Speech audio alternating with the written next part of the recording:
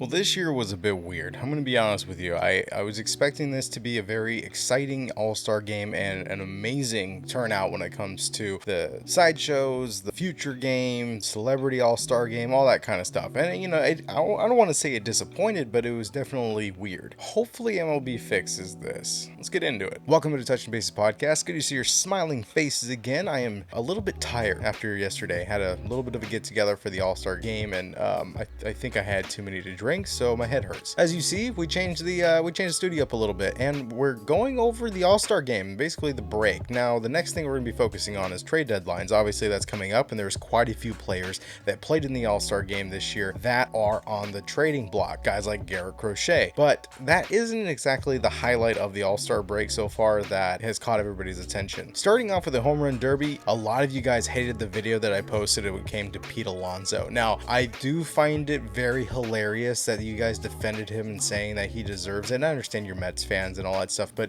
if you watch to the very end, I was saying there's a lot of other Mets players that deserve to be in the All-Star game this year that were snubbed by Pete Alonso because of his antics and his comments that he made on camera to the press that forced MLB's hand just so they could fill the last slot in the home run derby this year. So I just want to say, if you're going to give up an All-Star spot, that home run derby contestant that you gave it to should probably hit more than 12 home runs and get past the first round.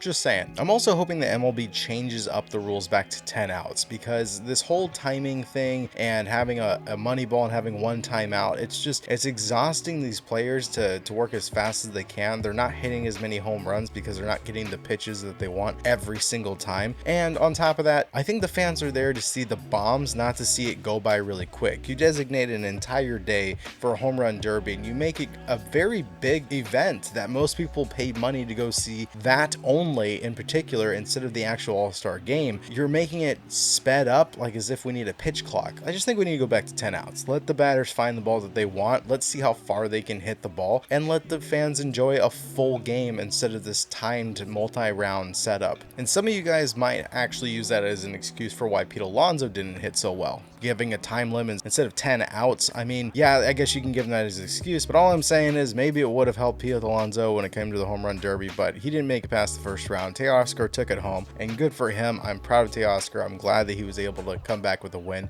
and have a comeback season this year from leaving Seattle. The absolute worst, most cringy, most insulting. For the land of the free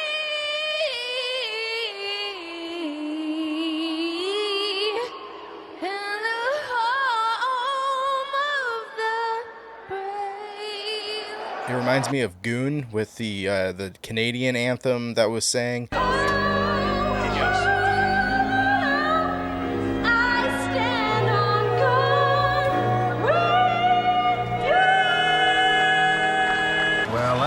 Borderline treasonous and a disgrace to our nation. It was very similar to that, but I don't really want to dwell too much on that. She's officially checked herself into rehab because she was hammered drunk, and I also have another video that showed her entire anthem if you guys want to check out that in the card above. In the All-Star game, it looked like the National League was going to probably take it, with Ohtani hitting a 3-run home run and really just showing off why he's an All-Star. It didn't look too good for the American League, but as the day went on, they started chipping away slowly at that lead, which ultimately ended with Jarren Duran hitting a home run to right center field and giving the AL a 2-run lead, winning this game 5-3. Jarren Duran also won the MVP for the All-Star game, representing the Red Sox. Honestly, this guy might actually be the future face of Boston. They're not doing too bad. They could make it to the playoffs, but all that talk about Bello and Vaughn Grissom going to the Boston Red Sox, and I think Jarren Duran might be their golden child that they are going to be hanging on to for a long time. It's going to be their next long-term contract that they're going to sign out, because his performance this year, if he can sustain it, he's going to be a franchise name, a franchise face. On the other hand, this sounds very similar to Mookie Betts, so maybe they will trade him away for other prospects. I don't know. Maybe they learned their lesson, maybe not. Outside of the MLB, there's some other news that kind of came out a couple weeks ago, but I wasn't sure if it was confirmed or not, but I'm hearing some chatter, so we'll go ahead and talk about it. It sounds like the LA Angels are most likely going to be selling this year before the end of this season. They're already looking for buyers. It sounds like Mark Cuban would be the potential buyer for the LA Angels. I mean, I believe he owns the Mavericks. Angels really haven't done anything or made any moves, any significant moves in a while, and they're pretty quiet when it comes to this trade deadline, and nobody seems to be watching them as sellers, and they don't also seem as buyers, and it sounds like they're going to keep it as is. It's probably a good sign that the Angels are probably going to sell at this point, which could be really good for the Angels, especially if they're willing to invest a lot of money into them. Now, Mark Cuban's got plenty of money, and it sounds like from what he's done with the Mavericks, he might be dumping some extra money into the Angels to make them a World Series contesting team. Doesn't sound good for my Mariners, but I still think the long-living fans of the Angels for the past 25 years, where I grew up, they were the Anaheim Angels, and I feel like those original fans, those ones have been let down for so many years that really would like to make it to the playoffs. This would be a good opportunity to get them back in and really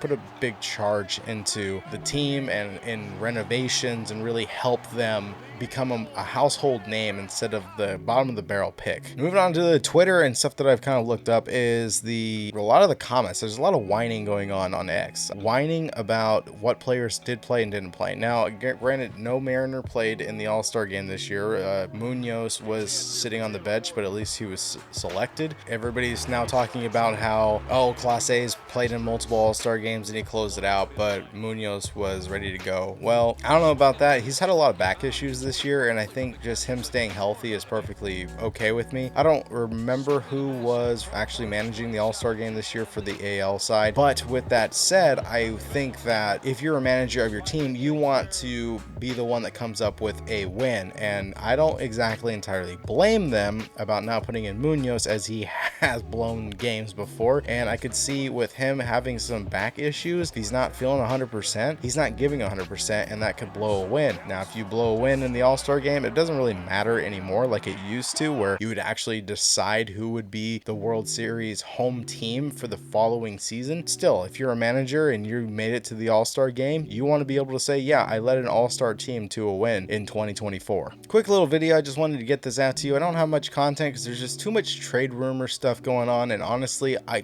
personally feel like nobody really knows what's going on, and so it's all speculation and kind of a waste of everybody's time. So with that said, I'll see you guys on the next one. I think we're going to be reviewing some of the City Connect uniforms that have come out in 2024. I got my stepdaughter who really wants to be in a video, so we're going to include her and give her some insight and get her opinion on how the uniforms look. I'll see you guys on the next one. Later.